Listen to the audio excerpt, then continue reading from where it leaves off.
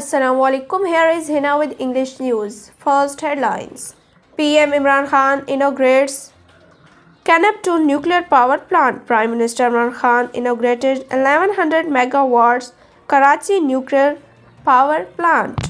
Tehreek-e-Insaf will never mete out injustice, Buzdar assures Tareen Group MPAs. A 7-member delegation of the Jahangir Tareen Group met Punjab Chief Minister Sardar Usman Buzdar in Lahore and reposed their complete trust in his leadership.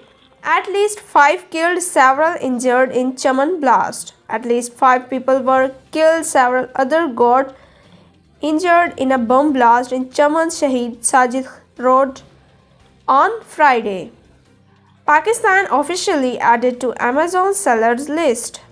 E-commerce giant Amazon has added Pakistan to its sellers list, advisor to the Prime Minister on Commerce and Investment Abdul Razak Daud said on Friday. This is the end of today's English news.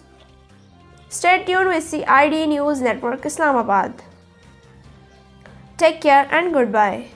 You are watching CID News Network Islamabad.